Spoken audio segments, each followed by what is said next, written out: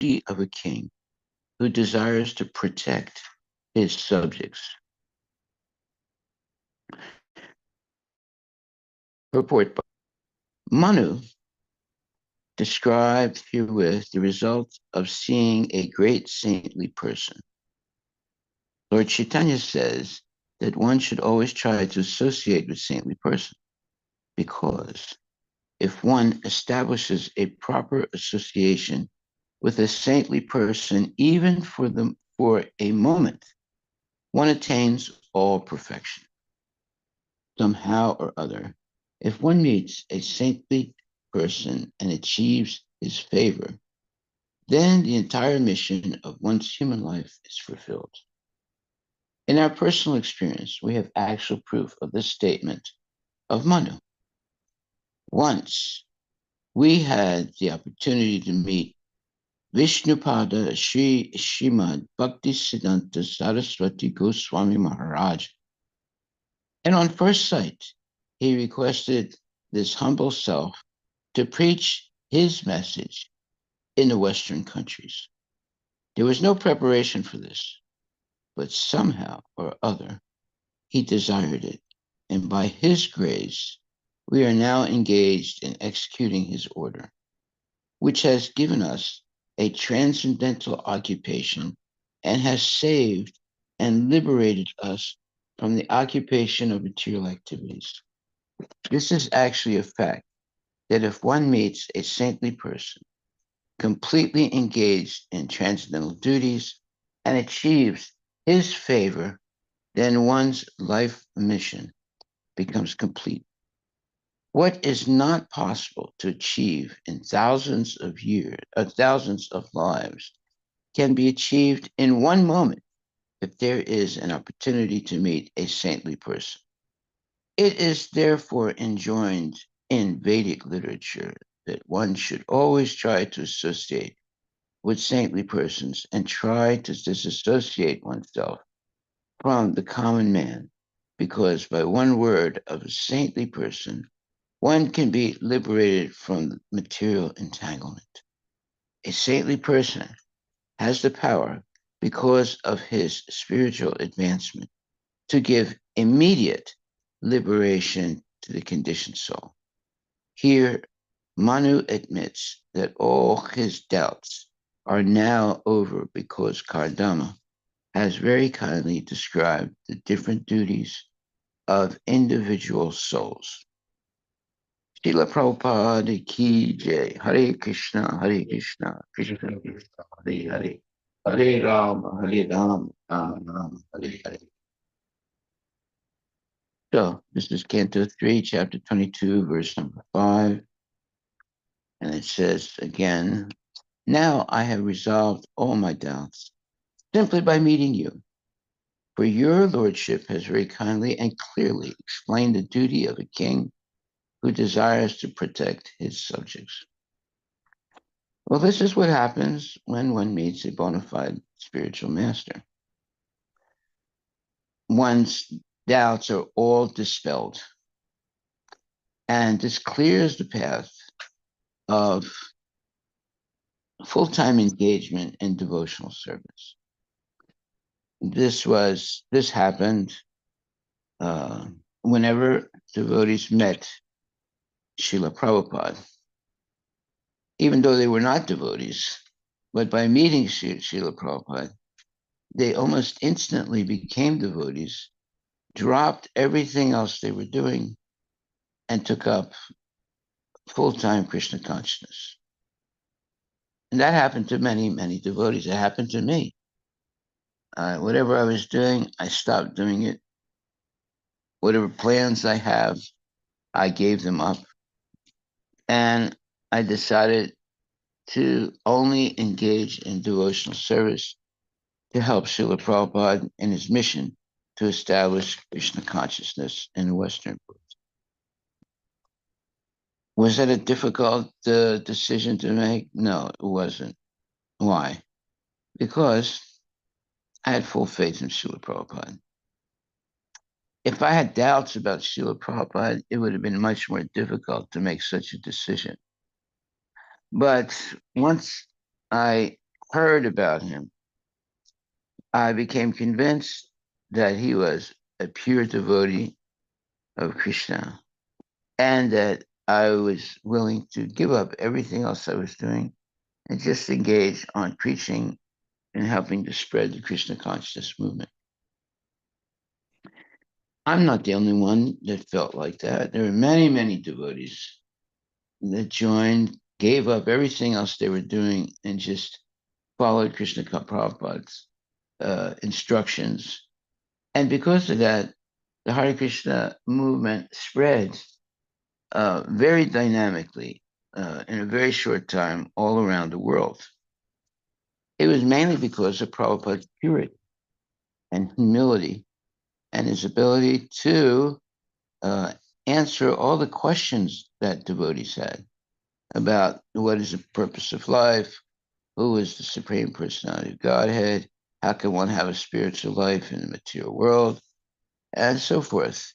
He was willing to answer all those questions and give an example of what it means to be a pure devotee. And many devotees were convinced that Prabhupada is a pure devotee of Krishna, and therefore they should surrender to him and help him in spreading Krishna consciousness. Okay. So the result of seeing a great saintly person is very dynamic. Lord Chaitanya says that one should always try to associate with saintly person because if one establishes a proper association with a saintly person, even for a moment, one attains all perfection.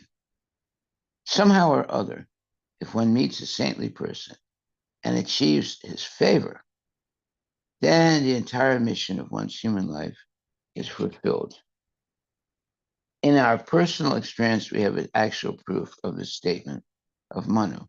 Once we had the opportunity to meet Vishnupada Sri Srimad Bhaktisiddhanta Saraswati Goswami Maharaja, and on first sight, he requested this humble self to preach his message in the Western country.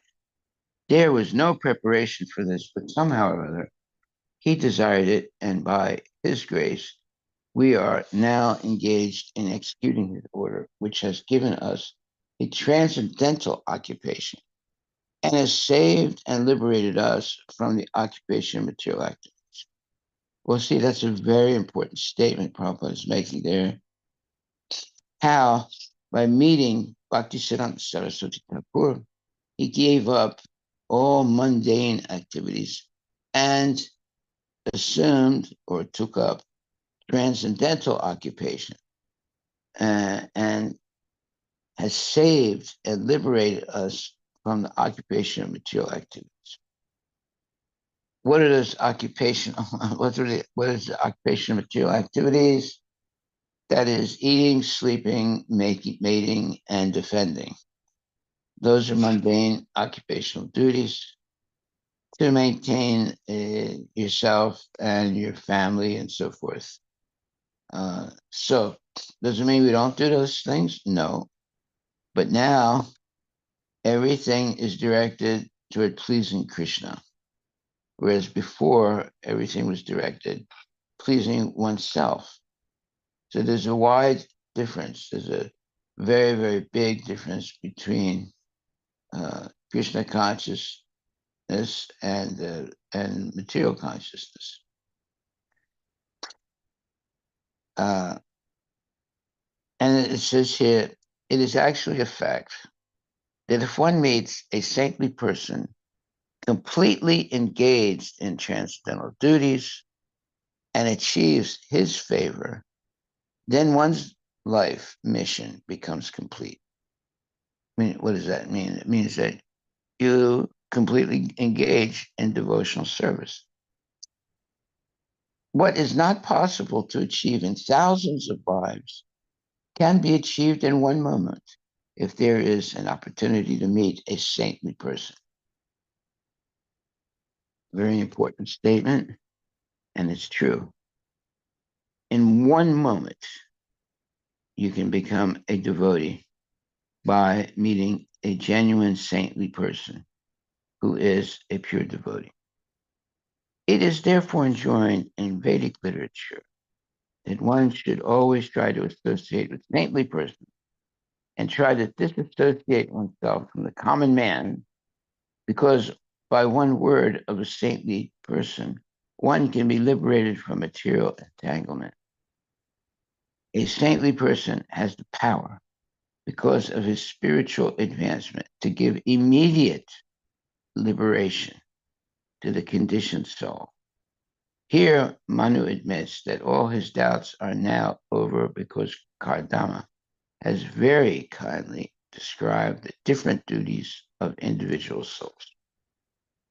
So every statement here, every word here is transcendental, and every statement is profound. And we should believe this because it's the truth. And all the people that joined Krishna consciousness, they experienced exactly what Prabhupada is describing here. He says, it is actually a fact that if one meets a saintly person completely engaged in transcendental duties and achieves his favor, then one's life mission becomes complete. What is not possible to achieve in thousands of lives can be achieved in one moment if there is an opportunity to meet a saintly person. So one time Prabhupada was asked, one devotee said, Prabhupada, isn't it true that it could take a long time for someone to become a devotee? And Prabhupada said, 1 second, in 1 second, a person can become a devotee if he meets a bona fide spiritual master. So Prabhupada dispelled that theory right away. In 1 second, one can become a devotee if they meet a bona fide pure devotee. And that's why he says, what is not possible to achieve in thousands of lives can be achieved in one moment if there is an opportunity to meet a saintly person. That's absolutely true. And many devotees are now in the movement who met Srila Prabhupada almost immediately. They became convinced that he's a pure devotee and that they should dedicate their life to serving him. And that's a very big decision to make. But because of the purity of Srila Prabhupada, many, many devotees made that decision. That's why it says, what is not possible to achieve in thousands of lives can be achieved in one moment if there is an opportunity to meet a saintly person. It is therefore enjoined in Vedic literature that one should always try to associate with saintly person and try to disassociate oneself from the common man, because by one word of a saintly person, one can be liberated from material entanglement. A saintly person has the power, because of his spiritual advancement, to give immediate liberation to the conditioned soul. Here, Manu admits that all his doubts are now over because Kardama has very kindly described the different duties of individual souls. Every statement here, every word here is transcendentally inspiring and true. Whatever Prabhupada is writing here is absolutely true, and it's already been experienced by hundreds and thousands of devotees. That's why they surrendered to Srila Prabhupada and took up the life of devotional service, and have kept that determination to serve Prabhupada even after he disappeared. So Prabhupada said once, I'm not surprised by the devotees who have left. I'm surprised by the devotees who have stayed.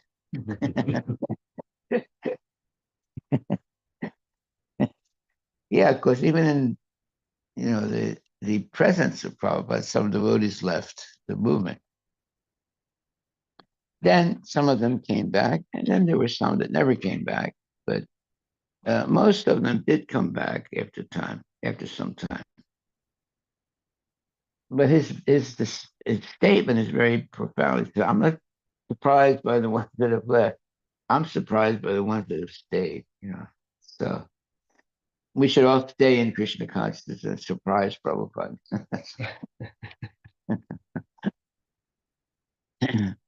So again, in this purport, it says, thus, it is actually a fact that if one meets a saintly person completely engaged in transcendental duties, that means they're not engaged in any mundane duties.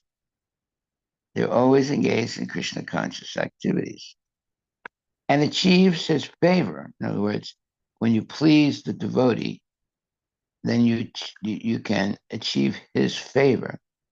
Then one's life mission becomes complete.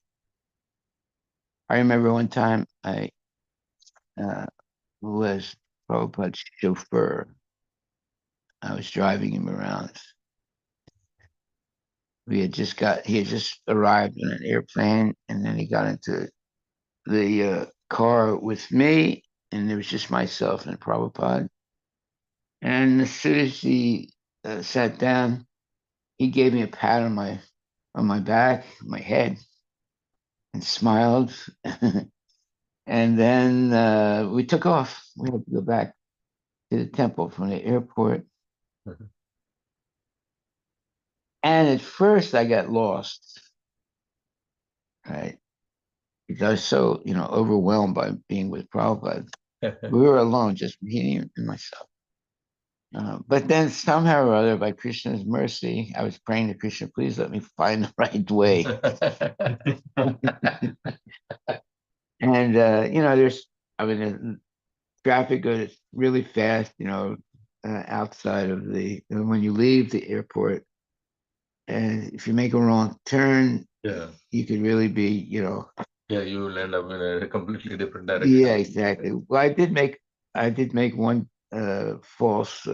bad turn, but somehow or another, I was just praying to Krishna, please let me find this the right way. And eventually I did, and Prabhupada was really patient. And he could see that I didn't know where I was going. But we finally made it back to the temple. And I mean, I was like, it's very emotional when you're with Prabhupada, we're alone, just he and myself. And at certain points, he was dozing off. He was sleeping a little bit. So I was thinking to myself, I gotta be very careful here. Can't make any mistakes. I don't want to disturb Prabhupada. And he noticed at one point that, he noticed that I didn't know what I was doing. But he didn't say anything. And but he knew that I wasn't really sure where I was going. But somehow or other, by Krishna's mercy, I straightened out and took him back to the temple. Uh, and that was a wonderful experience. But Prabhupada was very, what you'd say, patient. He didn't get upset at all. Okay, but he knew I wasn't quite sure where I was going. Okay, so he says, once we had the opportunity to meet Vishnupada, Sri Srimad Bhaktisiddhanta Saraswati Goswami Maharaja, and on first sight, he requested this humble self to preach his message in the Western countries. Obviously, that was a shock. He just meets his guru, he just meets Bhaktisiddhanta Saraswati Thakur for the first time, and right away, Bhaktisiddhanta Saraswati Thakur asks Prabhupada to dedicate his whole life to spreading Krishna consciousness in the Western world, in the English speaking world. It was quite a shock for Srila Prabhupada. That's why he says Once we had the opportunity to meet Vishnupada Sri Srimad Bhaktisiddhanta Saraswati Goswami Maharaj, and on first sight, he requested this humble self to preach his message in the Western countries. There was no preparation for this, but somehow or other he desired it, and by his grace, we are now engaged in executing his order, which has given us a transcendental occupation and has saved and liberated us from occupation of material activity. Now, it took a little while because Prabhupada had just recently been married, and 1924, 25. So it took him a little while to, so let's say from 1925 to 1960,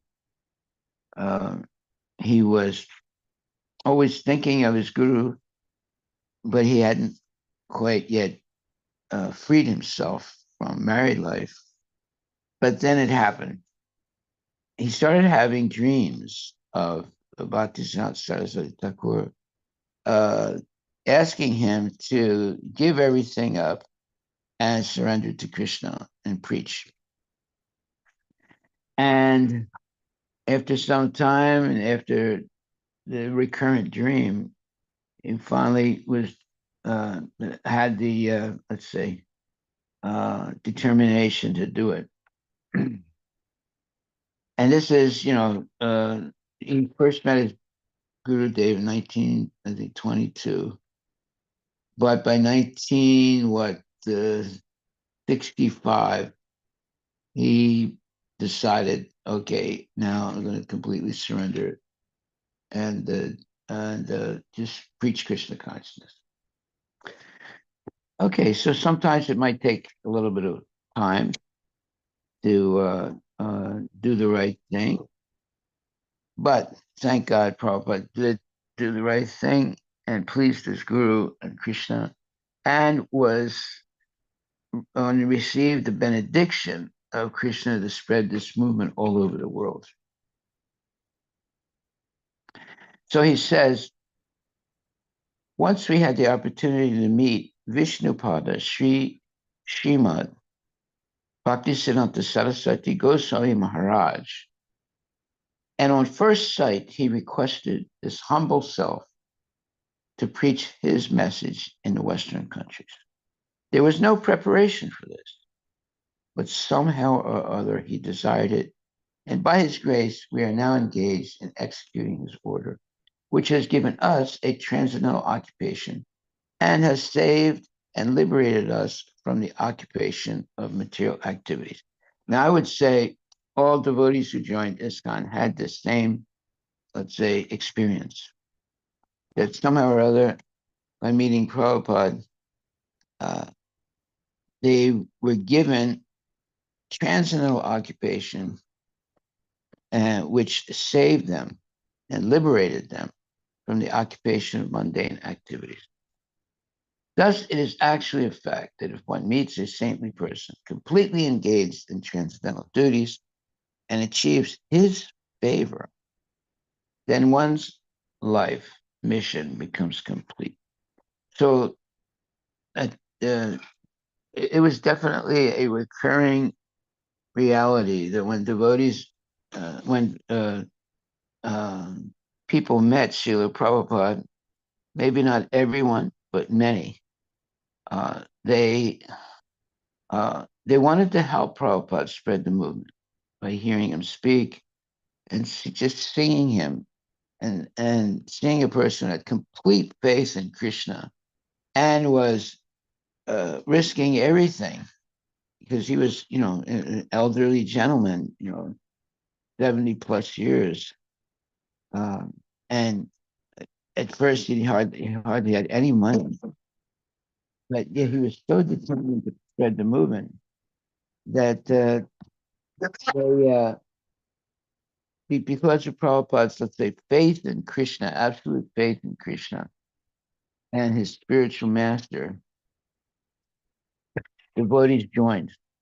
And stopped doing whatever they were doing. Like I had a 4 year uh, a 4 year what do you call that? Um, yeah, I had received a 4 year uh, mm, anyway, if I received the possibility to go to a college in Russia for 4 years, and it was all paid and everything, and I gave it up.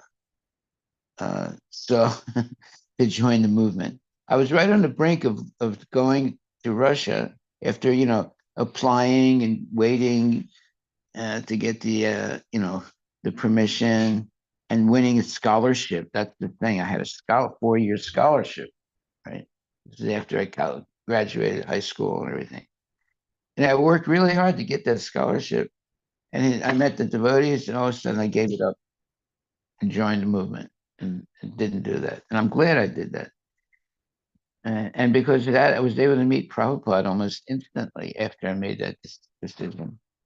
Not only Prabhupada, I met George Harrison and the Beatles. That's what really convinced me. Because when I decided, that I would just go into Krishna consciousness, like a day or two after that decision, I met George Harrison and made a record with him. Right. In other words, I was taken along with the other devotees because I had my instrument with me, and they saw I was a musician, and they were making the record, Govindam Adi Purusham Tamaham Bhajami. And they took me with them. And now I'm seeing George Harrison and making a record with him in the Apple Records. It was like 1 week period. And I had lunch with him. That convinced me I'm joining Krishna consciousness, saying I'm not going to go anywhere else. So it was like a magical thing that happened to me.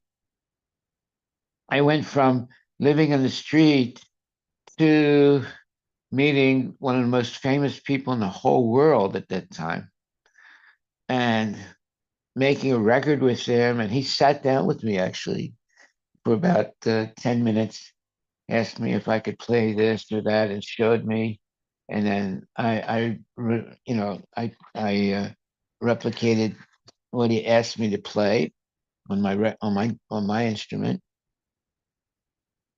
And then he uh, had me play that when at the right time, and it became it was in the record. So whenever you hear Govindam Adi Purusham Tamaham Bhajami, I play there da da da da da da da da da da.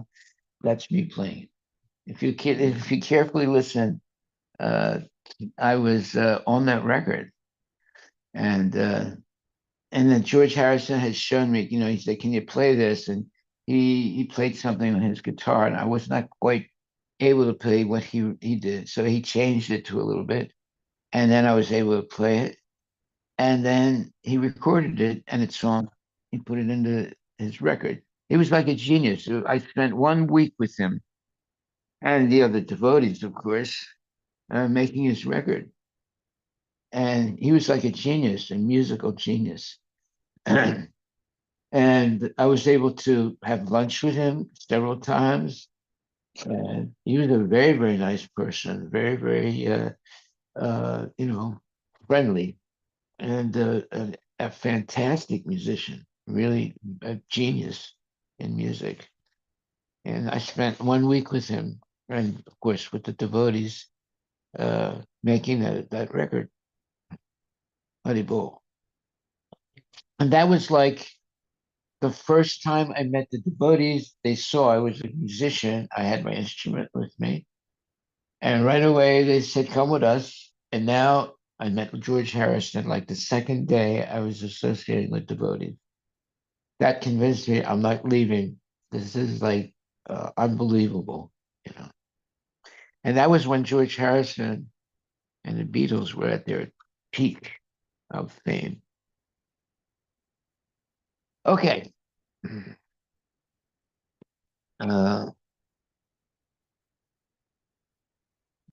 and I didn't meet Prabhupada right away,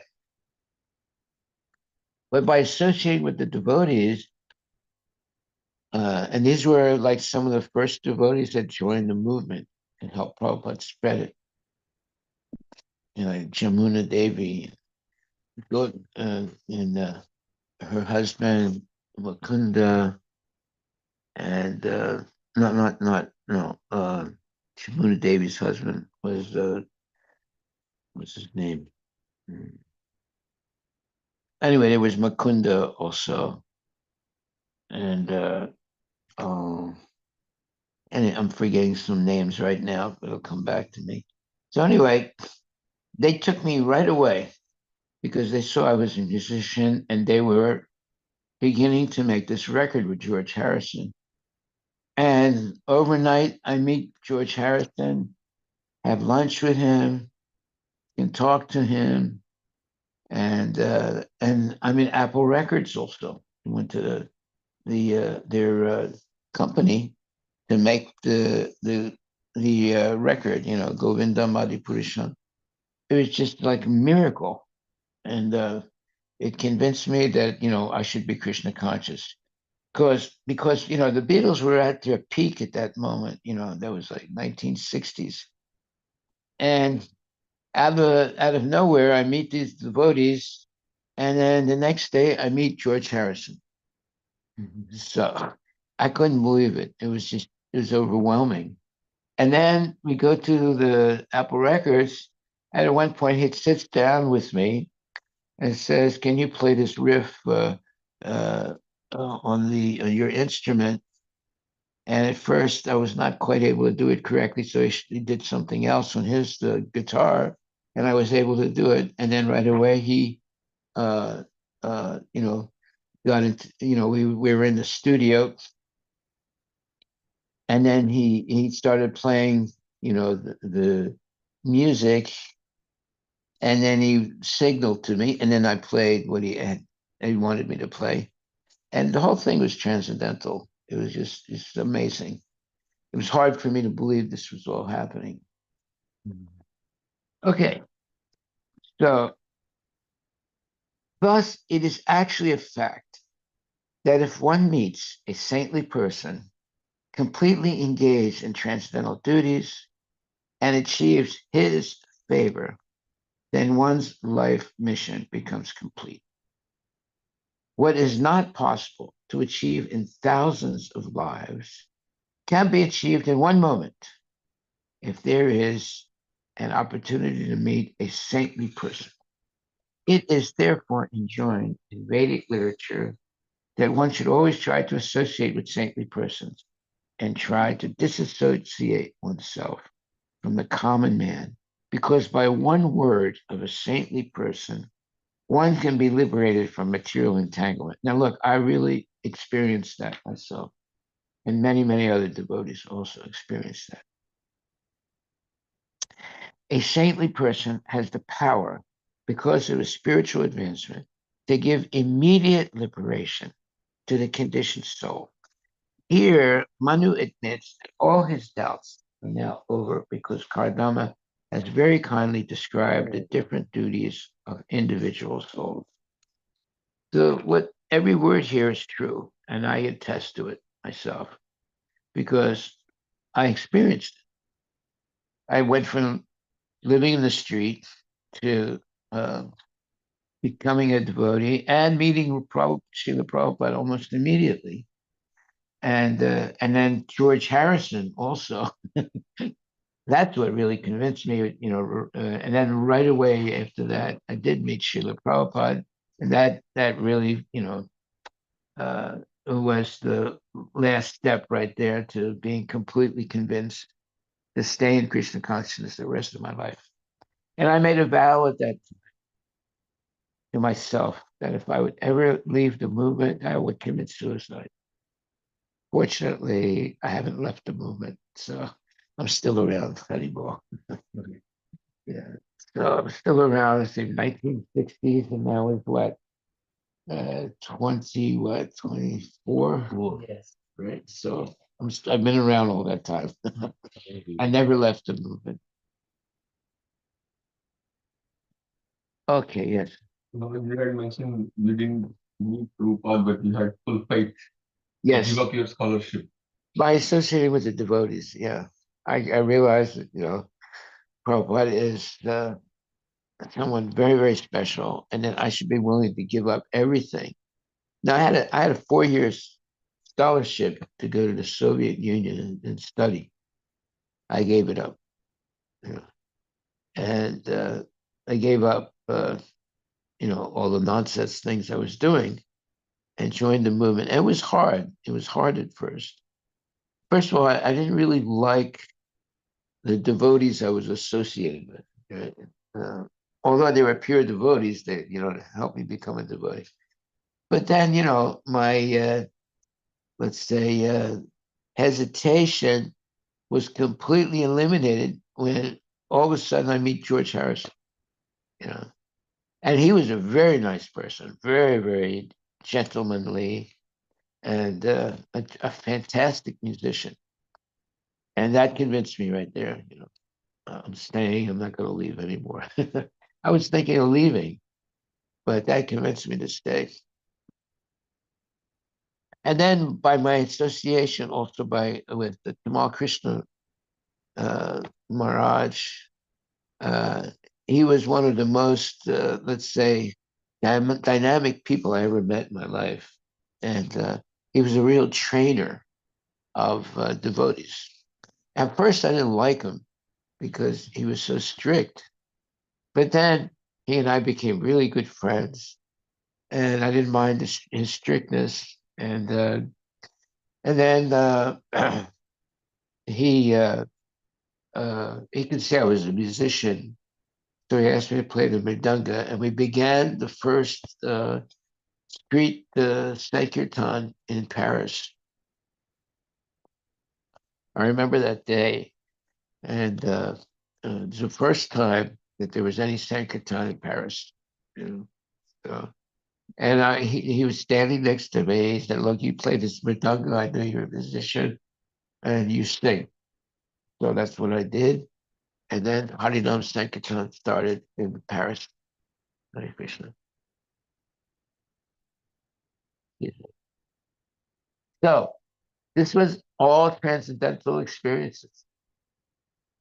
And by Krishna's mercy, I was able to meet Prabhupada's disciples, and then very soon after that, I was able to meet Prabhupada, and it was just wonderful. And they made me a temple president almost immediately because something happened, and Tamal Krishna had to go back to the United States.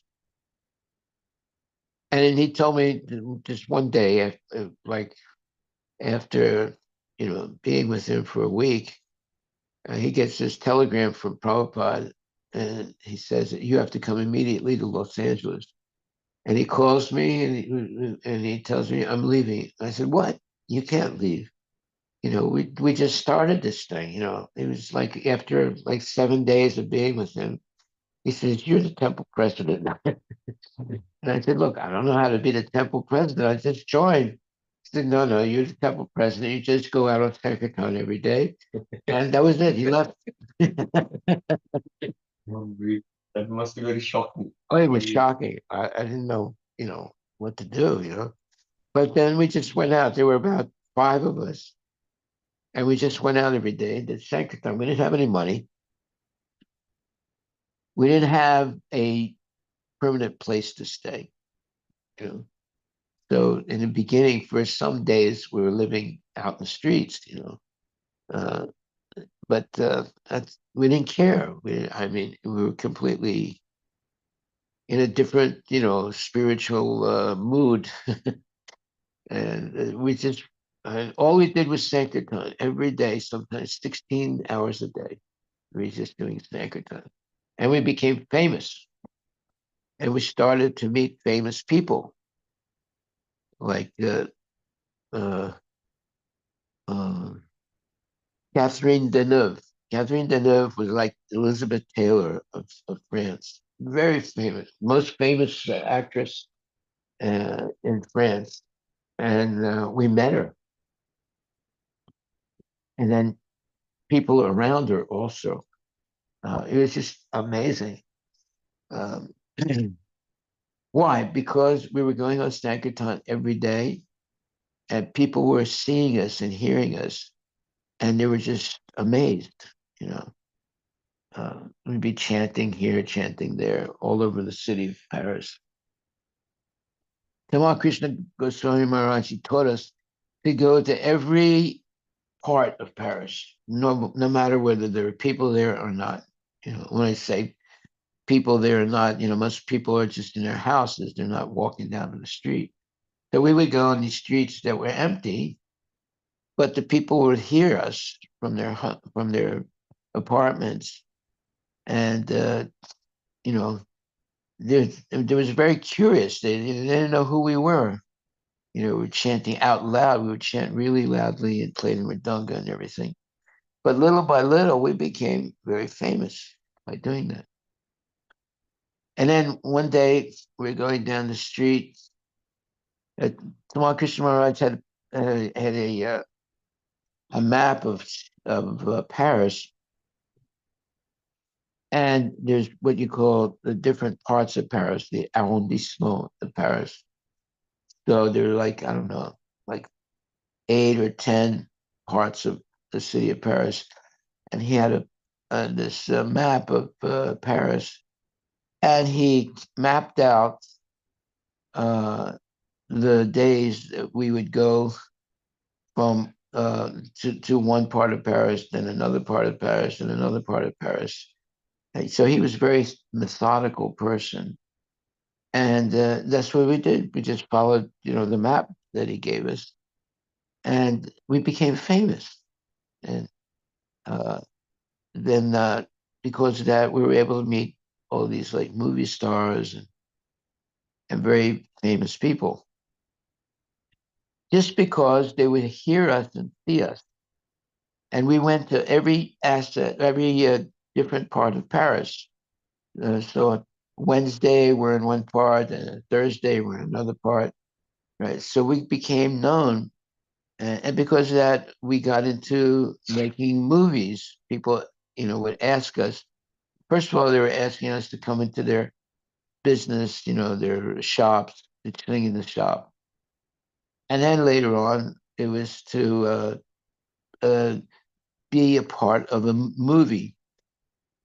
So they would ask us, okay, you just do whatever you do. And we would do that, and then it would last maybe only 2 minutes, but we'd be in a major movie in France. So we became famous by doing that. So all of this was like magical. Yeah. We had seen that clip, Maharaj, some time back, Yeah, the movie clip. yeah. Yeah. So the Krishna's mercy is the power of the holy name and chanting and being regulated. We were very regulated. Every day we went out for years just chanting. And we didn't have any money, but somehow or other, money came, not a lot of it, uh, but it came. At one point, we received a message from the United States not to beg. That was devastating because we had no other source of money. And then this order comes from the United States, that we shouldn't beg in the street. So, like I was bewildered because we would be begging, we had these little baskets, and we would, have some change in it. And then we'd shake the basket. And the person could hear the change or see it. And then they get the idea, okay, they're begging. So they would give us something, right? Now we're not allowed to beg, you know. And that was like, a huge shock. And somehow or other, we were able to maintain, even though Now we wouldn't ask people for donations, you know, whereas before we were asking them. Uh, so eventually, uh, everything worked out. But it was really challenging because you get this order from the United States, don't beg anymore. And, I mean, we were like confused because, how are we going to, have something to eat? You know? But Krishna somehow or other protected us. And then eventually, it was understood that that order that came should not be followed. Not right away, you know. Okay, so so here it says What was the mode of communication at that time? Email, letters, there's letters and there was telegraph. telegram. Yeah. Uh, Telegraph was like, the internet at that time. Yeah. So, Maharaj, how many years you were in France for In preaching? France, 18, 18 years. 18 years. Yeah. Yeah, because at a certain point, uh, I got married.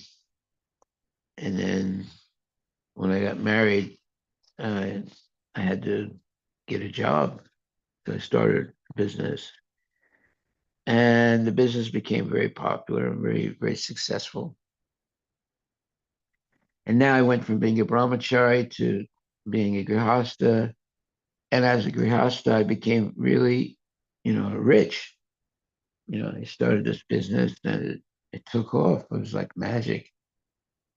And so I was supporting the temple and at the same time, making a lot of money. Uh, and because of that, the not because of what I was doing, but because of what the devotees were doing. The leaders. I wasn't really a leader at that time, but I went from being a leader to being just a regular devotee and a grihasta. And then the leaders were making mistakes. They didn't understand French,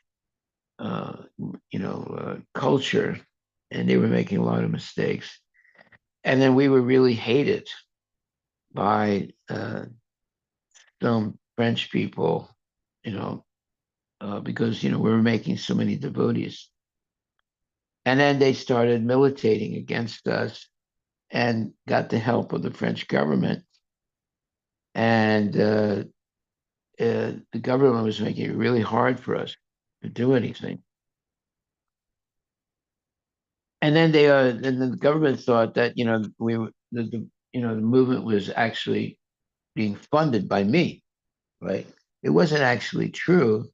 I was funding the temple, but not everything. But they thought I was funding the temple, so they went after me. Mm. I mean, big time. I got in. I got. I was. Uh, I was. Uh, Audited. I was audited 3 times in 1 year, and each audit was like 3, 4 months, right? And they were really mean, really, really mean. And then I realized I don't have any future in France. They wanted to destroy my business, and they wanted to put me in jail, actually. So when I finally, after that third, audit, it was too much. So I decided to leave, because I could see, they were going to put me in jail one way or the other. And French people can be really nasty, they're police and they're, uh, what do you call it? They're IRS, So at that point, I left. And I'm glad I left because I would have probably ended up in jail. Not that I was doing anything illegal, but they really wanted to stop the movement from spreading. You know, uh, but the devotees were definitely, adamant about being Krishna conscious. But they were stopped for some time. And myself, because I was like uh, supporting the movement. Uh, so they they really went after me, and I just left. And decided like, I could see the writing on the wall. I was going to end up in jail. Not that I was doing anything illegal, but they were just doing everything to make my business go bankrupt. So I just walked away. Well, like, from the first time when you met George Harrison to these experiences, Yeah, obviously there is the highs and somewhat lows. yeah. I mean, did it ever occur to you that To leave Krishna consciousness. leave in the sense like, even for a materialistic person also experience some of the highs and lows. It may not be in the same. So I just wanted you to see and contrast in terms of in your own, I experience never being really wanted to leave the movement. in. As bad as some things became, uh, so there were bad things coming from the outside, and there were also bad things on the inside. Right. But I never really wanted to leave because I had made this vow that if I ever left the movement, I would commit suicide. And so I never left the movement, but I did sometimes leave one area and go to another area. Yeah. But eventually, I decided to leave France, go back to the United States. But I never left Krishna consciousness. And I had to leave uh, France because I was audited 3 times, and each time it was just like too much. They put so much pressure on you, and they come and sit down in the office, and they get their own room, and they get their own seat, and then they start asking, give me this uh, uh, you know paper and that paper, and they look like they own the place. It's their IRS, it's their uh, Internal Revenue Service. The guys are, then the people that come are always mean. Mm. So it became too much. After a little while, I realized, look, they haven't put me in jail yet, but one of these days they're going to do it. So I don't really have a future in this in France. So I left. Uh, went back to the United States. That's the good thing about Krishna consciousness. It's all over the world. So if you can't make it in one country, you can go to another country. The movement had a lot of trouble because of the leadership of the movement made a lot of mistakes. I was not. I mean, I had started the movement in France, but at one point, these other devotees were sent from the United States, and I was no longer the actual, leader of the movement, but I was still there, and as that's mainly because I became a grihasta, and What were some of the mistakes, big mistakes? right, well, they were making devotees, and the parents were really upset. Mm. And at one point, they started, complaining to the government, and then the government took notice of us. Now we're on the radar, right? And they tried to do things to stop us. Different types of harassments and threats. The French people can be really nasty if they want to be. Uh, and then uh, sometimes we had to go. We would be kept overnight or a day or two in jail for doing Sankirtan. And and then there was always, because now I had a business, there's always being uh, their IRS would do force me to uh, you know sit down in my office and ask me for this paper and that paper, and it was really stressful. They were trying to find things that were wrong, so they could make a case against me. You know. So I was audited 3 times in a row in 1 year. And finally, after the third time, I realized I could see the writing on the wall. One of these days, they're going to find something to put me in jail. So I decided to leave. But of course, the movement went on. But the leaders of the movement made too many big mistakes. They didn't understand French culture, and they made these big mistakes. And then the parents of young devotees uh, started to complain to the government, and then there was a whole movement, and the government was supporting them to get rid of us. So it did put a big, let's say, stop to the movement. And they didn't completely stop, but we were very scrutinized. When you're on their radar, they know how to basically scare you. So, and first of all, they go after the leaders. That was one of the leaders. So they went after me because I also had a big business at that time. So they knew that I was funding the temple, and I was funding the temple. So they wanted to get rid of me. I mean, when I say they, the government. And how do you get rid of someone? You start doing uh, uh, you start analyzing the books of the company, and you know, uh, just just disturbing you. When you're being audited by the IRS, especially the French IRS, is very, very, nerve wracking. So anyway, after the third audit, I could see the writing on the wall, so I left France. The movement continued, but the movement had a lot of difficulties, and uh, and then anyway, I left and I went back to the United States. Okay, so thus it is actually a fact that if one meets a saintly person completely engaged in transcendental duties and achieves his favor, then one's life mission becomes complete. What is not possible to achieve in thousands of lives can be achieved in one moment if there is an opportunity to meet a saintly person.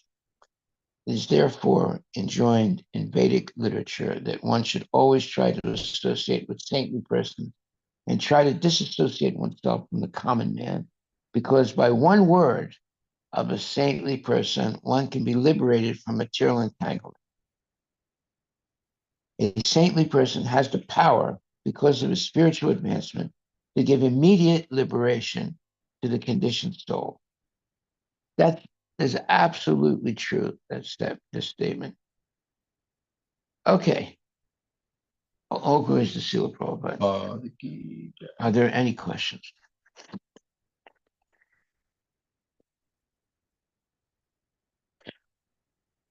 So one day I was on a morning walk with Srila Prabhupada.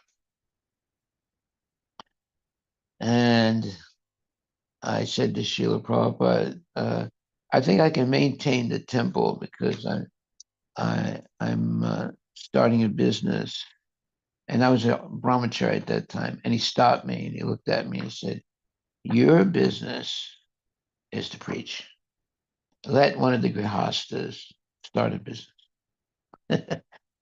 so, so there was one devotee who was, his name was Lochanananda. So he started the business.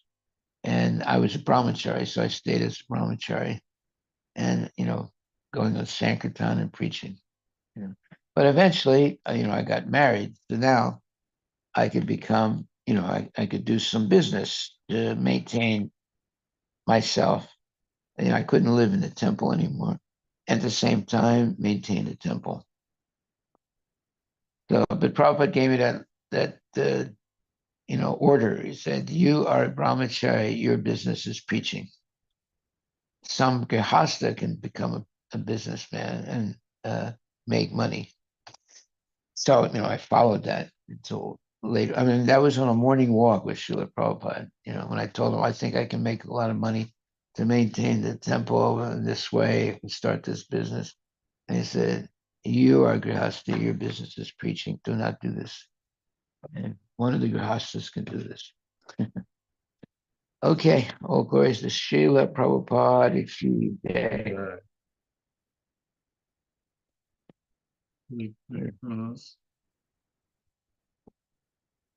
Mataji, you wanted to devotee takes association. Okay, this is the question from Anand Manjari Mataji.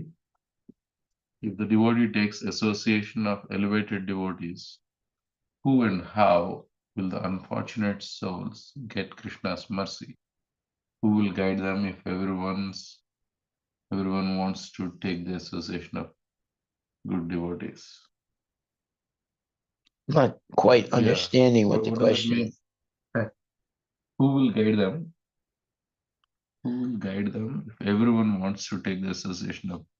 So if I guess the question is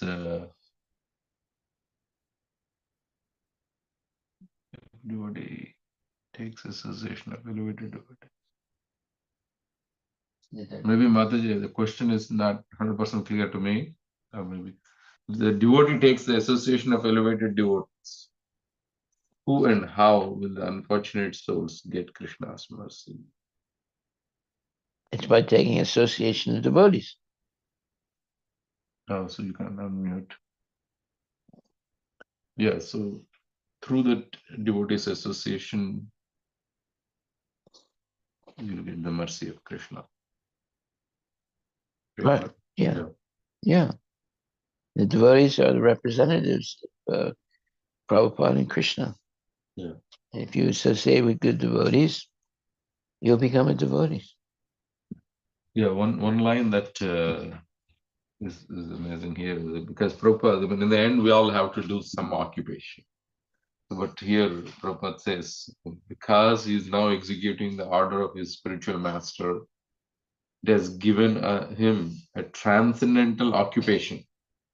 Yes. And has saved and liberated him from the occupation of material activities. That's why Prabhupada said, your duty is to preach. Your duty is not. When I was a brahmachari at that time, I said, "Prabhupada, I think I can support the temple by starting this business." And he said, "No, your duty is to preach. You're not. You can let one of the grihastas start some business." Yeah. Yeah, it might seem like both the activities at a high level involve obviously dealing with people, dealing with making things, choices, all those things. But I think in one of the purports Prabhupada writes, it's the gulf of difference between the activities of a materialist And the devotee. the devotee. Well, I mean, the difference is that the fruit of the activity the devotee is offered to Krishna, whereas the materialist keeps it for himself. So that's what we were doing, was surrendering everything to Prabhupada and Krishna. And that's why the movement grew dramatically, very quickly, because the devotees were not selfish. They're completely doing everything for Prabhupada and Krishna. Yeah. Question in the middle of the first paragraph, where the line starts, there was no preparation for this, but somehow or other he desired it. So who is he here? Is like he Bhaktisiddhanta Saraswati Thakur, his guru. Prabhupada's saying I was not trained or I was not prepared to do this. He was a grihasta at that time. But somehow or other it happened. Of course he waited, it's he meets Bhaktisiddhanta Saraswati Thakur in 1922, I think. But he starts his preaching in 1965. So there's a big, big period of him being a grihastha. But it happened though, and for the benefit of the whole world, that he, eventually gave everything up and just started preaching. And because of his sincerity and purity, Krishna helped him, and he has made this worldwide movement that's still going on, and it's going to keep going on. The National Society of Krishna Consciousness, Haribol. Yeah. Okay, well, I think we'll stop now and take it up in about a little less than 12 hours from now. And today there's also Vrajotsav in the temple, in the farm. Uh-huh. So there also you'll be speaking around. Okay. So what are you going to say? One more question, Maharaj. In the similar middle of the paragraph, it says, one moment if there is in one moment if there is an opportunity to meet a saintly person. So what does it mean to meet? Like, is just a physical meet or just to hear? Like, what is the real meaning of association for a movement of a saintly person? He says a moment's association.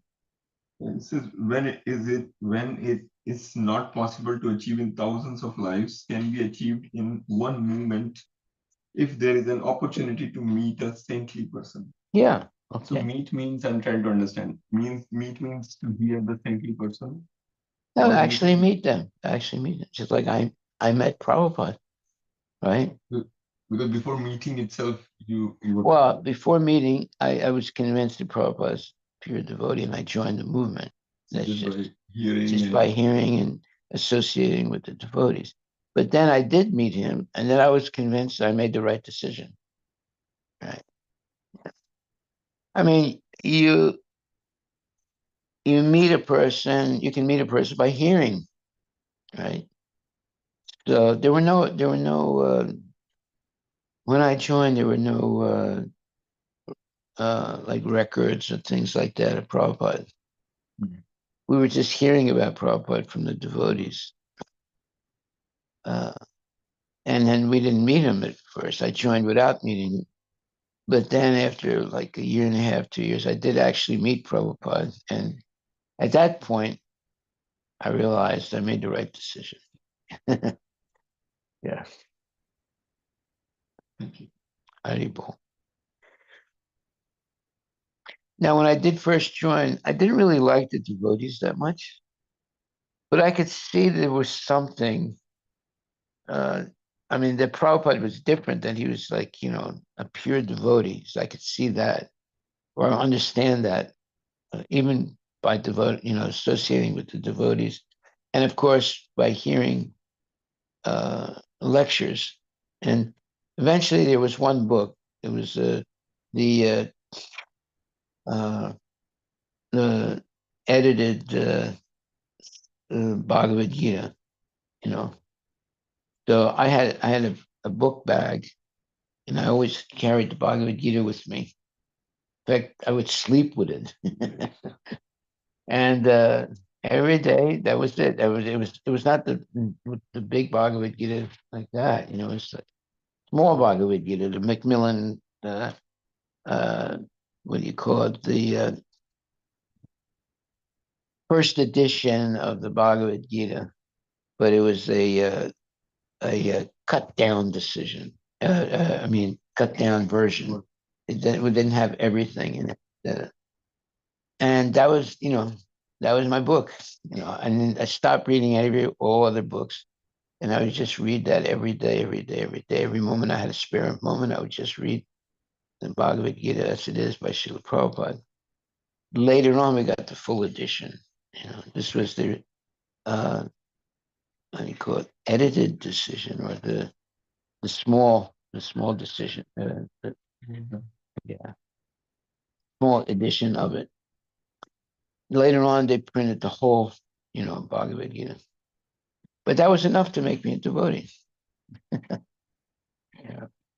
And I had a book bag, and I would always have the book bag with me.